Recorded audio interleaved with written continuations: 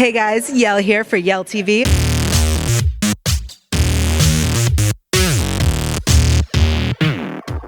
Let's talk about Dead of Summer. Sure. You play one of the most, I think, important roles on TV right now. How much pressure is that? More now, thanks. Yeah, you're welcome.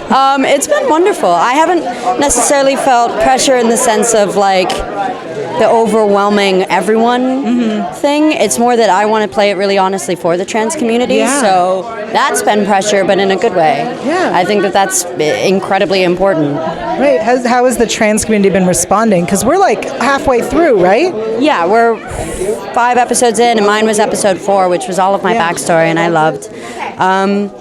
It's mostly been really positive. I imagine that, and I have had people that have said, "Look, I love you very much. I still wish this character was played by a by a transgender person, and I'm cisgender."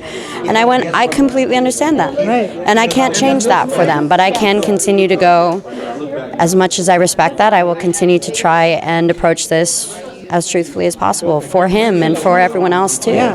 And you grew up in the Bay Area, which is a very open community. I also from the Bay. Yeah. Do you feel like that has helped you really get into this character? Because I feel like you probably knew more trans folk than people in Middle America. I mean, ironically, I had only known female-identifying trans members, so I did have to ask them and friends of mine to seek out male-identifying members so that if they were willing to tell me their stories. And I really, really learned an enormous amount.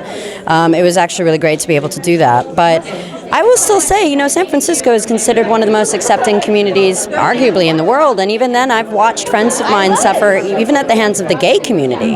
The transgender community kind of tends to get it from all sides. Yeah. So, this character, existing in 1989, Drew is hyper important, and he is representative of a lot of things. And so I wanted to do research. I asked friends of mine who are older, who would have been alive at that time, being like, "Look, trans, female or male, what was that like?" And it was difficult. Many of them didn't live as the gender they are.